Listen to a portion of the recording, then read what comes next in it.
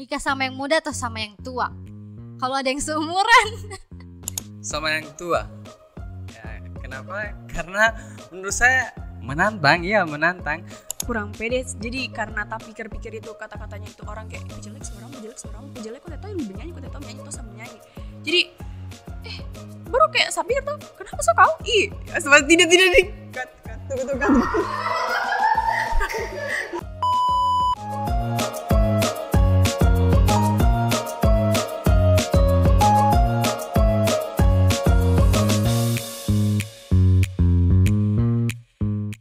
Hai Sobat Wisata, perkenalkan nama saya Desi Aisyah Salsabila, usia saya 17 tahun dan status saya adalah siswi di salah satu SMA Negeri 1 Biau. Halo Sobat Wisata, perkenalkan nama saya Irsan Esmangge, umur saya 21 tahun, profesi saya sekarang freelance fotografi. Halo semuanya, perkenalkan nama saya Rizky Zahra Syamsia, biasa dipanggil Rara. Saya saat ini adalah seorang pelajar di SMA Negeri 1 Biau dan duduk di kelas 12. Halo Sobat Wisata, perkenalkan nama saya Rizka Maliar Maruka, biasa dipanggil Ika. Usia sekarang 23 tahun dan sekarang saya berprofesi sebagai freelance. Perkenalkan nama saya Arya, saat ini saya berusia 20 tahun. Untuk saat ini saya memiliki rutinitas sebagai freelance videographer dan bekerja di wedding decoration. Nah teman-teman, TMTB atau Taditi Mane Taditi Buai merupakan orang-orang yang terpilih yang dimana bertugas untuk mempromosikan wisata-wisata yang ada di Kabupaten Buol, lebih mengembangkan dan menjaga pariwisata di Kabupaten Buol. Untuk siapa yang terpilih menjadi perwakilan untuk memadukan pariwisata yang ada di Kabupaten Buol ini. Arti Taditi Mane dan Taditi Buai dalam bahasa Indonesia, anak laki-laki dan anak perempuan. Karena saya lihat bahwa ajang ini bisa menjadi tempat saya untuk lebih mengembangkan diri saya, lebih belajar tentang bagaimana bersosialisasi dengan baik, bertemu dengan teman-teman di berbagai kecamatan, dan bisa membuka pemikiran saya lebih luas lagi tentang kepariwisataan, tentang sosial dan budaya, dan masih banyak lagi yang saya bisa dapat di ajang ini. Saya ingin mengembangkan potensi terhadap diri saya dan menambah wawasan. Mau cari pengalaman baru dan wawasan yang lebih luas, karena dulu saya itu orangnya gampang sekali mau ambil langkah maju ke depan, kayak susah sekali mau coba hal yang baru karena ragu sekali sama diri sendiri. Tapi karena adanya kontestasi, jadi saya mulai tergerak hati untuk kenapa tidak Des, kok coba hal yang baru, kenapa tidak kok maju, masa kok ragu sendiri sama diri sendiri. Jadi saya memutuskan untuk maju jadi perwakilan Kecamatan Gadung waktu itu. Jujur ya, itu rasa penasaran bagaimana di dalam ajang pemilihan putra-putri pariwisata. Dan yang kedua itu ingin mencari pengalaman di dalam mengikuti ajang pemilihan putra-putri Buol. Dan yang ketiga, alasan saya mengikuti Taditi Mane ini ingin mendapatkan pelajaran hal-hal yang baru di dalam ajang pemilihan ini. Sebenarnya tidak ada alasan yang mengarah ke mencari pengalaman, tapi lebih mencari sebenarnya apa mau saya. Saya maunya apa, kedepannya saya maunya seperti apa, dan apa yang akan saya berikan di Kabupaten Buol itu sendiri. Sejauh ini saya merantau beberapa tahun, saya lebih mengarah ke meniti karir itu di tempat rantauan saya. Jadi ketika saya kembali ke Kabupaten Buol, apa yang harus saya lakukan di Kabupaten Buol, apa yang akan saya berikan. Saya sementara itu ketika saya lulus kuliah, saya bingung saya akan seperti apa. Jadi ketika adanya pemilihan ini, di situ menjadi, kalau istilahnya orang batu loncatan juga tidak, tapi kalau menurut saya itu adalah pilihan terbaik saya, karena dari sini saya mulai kembali mencari jati diri saya sendiri sebagai remaja atau sebagai orang yang ada di Kabupaten Buol, dapat mengembangkan Kabupaten Buol itu sendiri walaupun pakai nama yang seadanya.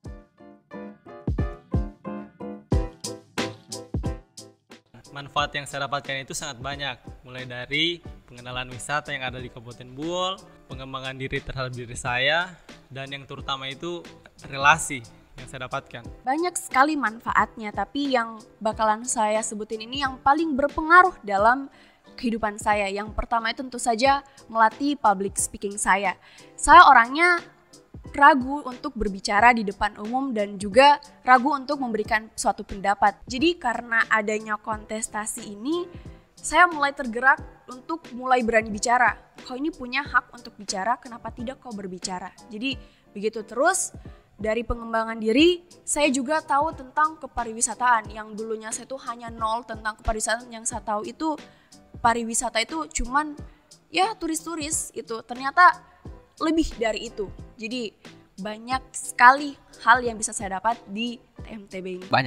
Banyak saya dapat dari mengikuti ajang ini karena setelah saya mengikuti ajang pemilihan putra putri bowl ini, saya dapat mendapatkan wawasan yang lebih luas, dapat pelajaran yang baru, teman yang baru. Manfaat yang saya dapatkan ketika mengikuti ajang pemilihan ini, yang sebelumnya saya itu sangat kaku kalau misalnya bicara di depan umum, tapi setelah mengikuti ajang ini ternyata wah, berkomunikasi dengan banyak orang itu tidak seburuk itu dan sangat menyenangkan bisa berinteraksi dengan banyak orang. Apalagi kalau kita sudah memiliki ilmu pengetahuan dan di sini juga kita belajar tentang pariwisata. Jadi bisa untuk sharing ke teman-teman yang lain. Manfaat ikut MTB sebenarnya untuk manfaat sendiri itu sangat banyak, tapi ada poin penting yang saya dapatkan di TMTB itu sendiri. Yang pertama itu saya sangat buta dengan kesenian. Tetapi di TMTB melatih diri saya atau menjadi challenge pada diri saya sendiri untuk bagaimana saya bisa belajar seni. Karena di TMTB sendiri itu kita tidak hanya dipatok untuk mengenal wisata sendiri, tetapi mengenal kebudayaan. Jadi dari situ saya terobsesi untuk bagaimana saya harus belajar seni. Dan dari situ saya mulai belajar menari. Nah, ketika saya menari, di situ pikiran saya tidak bisa. Tetapi balik lagi dengan keinginan dan improvisasi diri yang saya inginkan. Jadi saya termotivasi untuk belajar menari. Di situ saya mendapatkan beberapa pengalaman yang bisa alhamdulillah membanggakan pada diri saya sendiri. Karena tujuan saya itu bukan membanggakan orang lain, tapi membanggakan diri saya sendiri.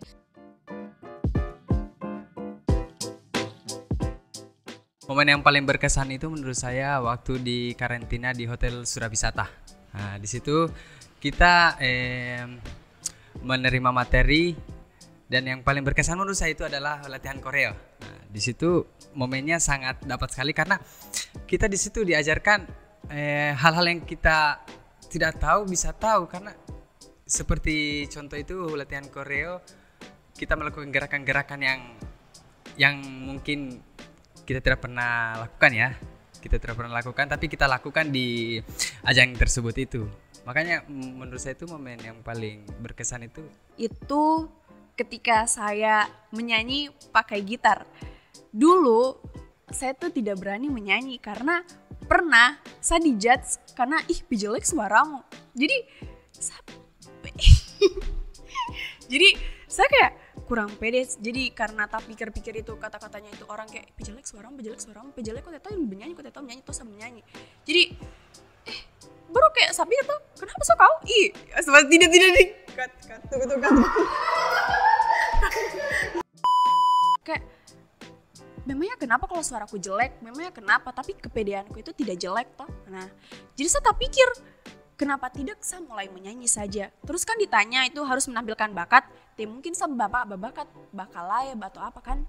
Jadi kenapa tidak saya coba menyanyi saja. Ini di depan first time saya menyanyi di depan banyak orang, di depan tempat umum, itu hal yang sangat spektakuler buat diri saya sendiri. Terus ada lagi yang paling berkesan dan paling momentum sekali, yaitu ketemu kakak-kakak hebat yang ada di TMTB. Jadi kamu lihat ternyata bukan cuma sekedar circle-circle Kuindang yang hebat, tapi ada orang-orang lain juga yang hebat. Jadi tidak bisa berkata-kata sih.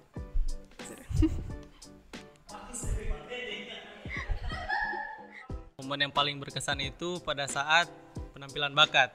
Di situ saya itu sangat kaget karena sebelumnya saya belum pernah mengikuti, dan di situ saya itu bingung. Saya itu mau apa bakat saya ini. Nah, di situ saya dikasih pilihan mau baca puisi atau menyanyi. Dan pilihan itu juga sangat berat buat saya karena saya tidak pernah tampil untuk ajang-ajang begitu. Dan saya 5 menit sebelum penampilan terpaksa saya memilih untuk menyanyi. Dan di situ, wah, menurut saya itu paling berkesan terhadap diri saya. Itu sebenarnya setiap detik dan setiap menitnya memiliki kesan tersendiri yang luar biasa. Tapi ada satu momen yang paling dikenang, yaitu saat kita geladi. Karena di sana seharian terima materi, capek di ruangan ber-AC, terus pas di luar kita kena sinar matahari tapi harus tetap senyum. Dan lucunya para teman-teman yang lain itu mengeluarkan ekspresi yang berbeda-beda itu. Pengalaman yang paling menarik di TMTB itu ketika belajar menari. Karena apa? Di situ kan saya baru pertama sekali mengenal dunia kesenian, dan tiba-tiba di situ diminta untuk menampilkan bakat. Dan saya bingung, saya akan menampilkan bakat apa kan? Sementara bakat kepertunjukan itu lebih mengarah ke kesenian. Jadi saya bingung, saya harus penampilan apa? Dan saya belajar menari itu untuk improve supaya saya bisa menampilkan bakat. Dan ketika saya tampil bakat itu first time saya tampil di banyak orang, dan itu sangat merasa puas karena saya bisa melawan diri saya sendiri dengan ketakutan terhadap seni.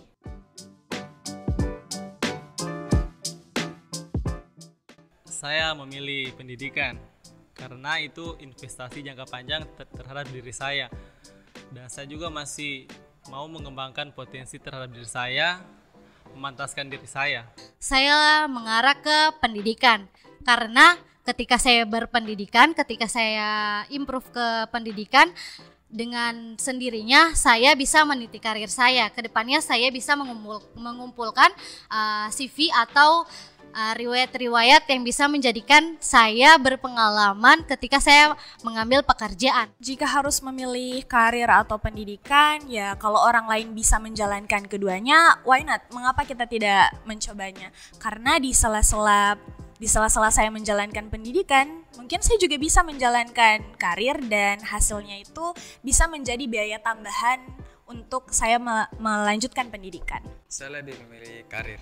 Ya, karena saat ini saya juga sudah lulus ya dari salah satu sekolah yang ada di Kabupaten Bole, itu SMK 1 Biau. Ya, saya lulusan dari SMK 1 Biau.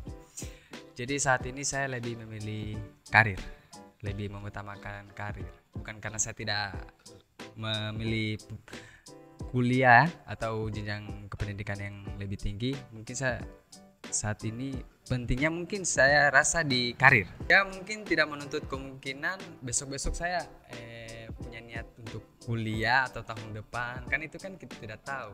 Yang intinya saya sekarang ini lebih fokus ke karir saya. Kalau untuk sekarang saya tuh lebih memilih untuk pendidikan karena pendidikan itu merupakan investasi jangka panjang dalam membuka pintu untuk mencari karir yang lebih luas. Dari pendidikan itu kita dapat karir, dapat job yang lebih bagus dan juga setimpal dengan pendidikan yang kita telah tempuh.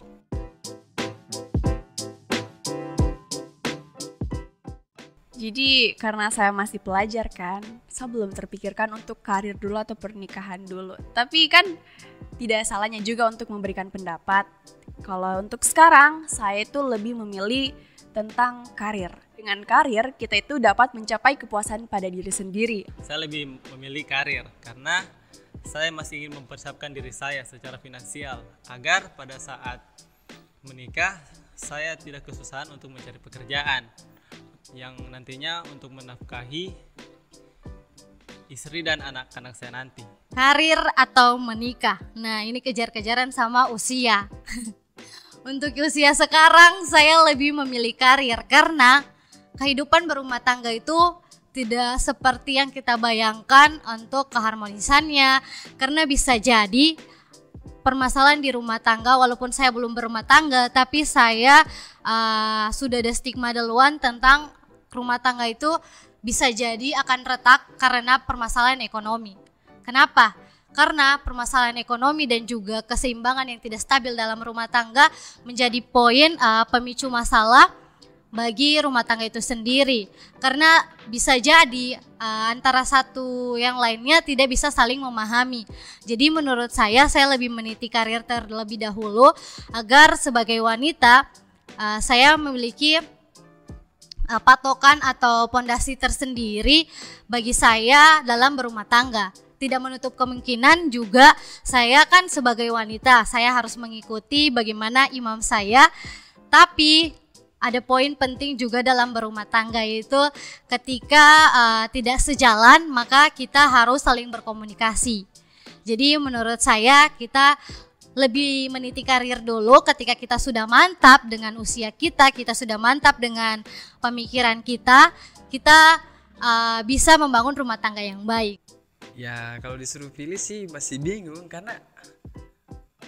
tapi saya saat ini lebih memilih karir ya daripada kawin. Karena menurut saya itu ketika kita sudah matang atau sudah siap semua, apalagi di karir kita sudah besar atau sudah dibilang matang lah, apa salahnya kalau kita mencoba ke jalan tersebut, mungkin di kawin dengan orang yang kita cintai. Jika harus memilih antara karir dan menikah, saya memilih karir terlebih dahulu.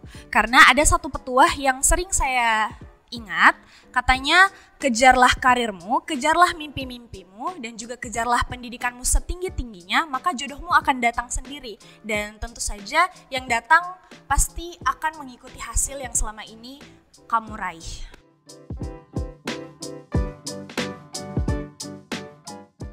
Sama yang tua. Ya, kenapa? Karena menurut saya menantang. Dan yang kedua itu lebih ke pemikiran ya, mungkin pemikiran, karena saya rasa itu nikah sama yang tua itu pemikirannya itu sudah matang, dan sudah bisa, menurut saya sudah bisa mengurus rumah tangga ya begitu. Nikah sama yang muda atau sama yang tua? Kalau ada yang seumuran tidak. Bagaimana? Kalau menurut saya kan antara dua pertanyaan itu saya lebih memilih yang tua, karena secara finansial mungkin mereka sudah bisa memadai, tetapi tidak juga kita harus bergantung kepada laki kan. Kemudian yang kedua, menurut saya menikah yang lebih tua pemikirannya lebih dewasa, dan juga kita butuh imam untuk membimbing kita. Jika disuruh memilih, saya yang lebih muda. Karena dari segi umur, saya lebih dominan dari pasangan saya, agar nantinya pada saat menikah, saya bisa membimbing dan mengajari dia tentang bagaimana berumah tangga. Kayak sama yang muda atau yang lebih tua? Kalau untuk sekarang saya belum pikir-pikir ya, tapi kenapa tidak? Kalau orang-orang kan jawabnya sama yang lebih tua, kenapa tidak sama yang lebih muda? Sebenarnya sama yang lebih muda itu, tapi bukan yang muda 5 tahun ke bawah, tapi cuman ya beda 1 tahun lah gitu. Kan sama juga pemikirannya itu, sama juga bagaimana tujuan hidupnya, sama juga bagaimana cara membangun keluarganya, bagaimana juga cara membajaga urus anak. Tidak harus yang lebih tua. Jadi mungkin saja yang lebih muda ini punya pemahaman dan juga wawasan yang lebih kuat, ataupun punya tanggung jawab yang lebih kuat daripada kita sendiri yang lebih tua. Kalau untuk menikah, mau sama yang lebih muda ataupun sama yang lebih tua, menurut saya keduanya itu tidak ada yang salah. Karena saya sendiri merupakan anak terakhir dan punya 2 kakak laki-laki. Dan saya juga sudah terbiasa melihat cara mendidik 2 orang yang berbeda. Mulai dari kakak pertama saya, cara mendidiknya itu dengan tegas, dengan monitornya itu lebih terarah, sedangkan kakak kedua lebih bisa bonding, lebih bisa mengajak saya berdiskusi dengan nyaman dan juga baik. Jadi mungkin itu bisa jadi gambaran jodoh saya ke depannya akan seperti apa.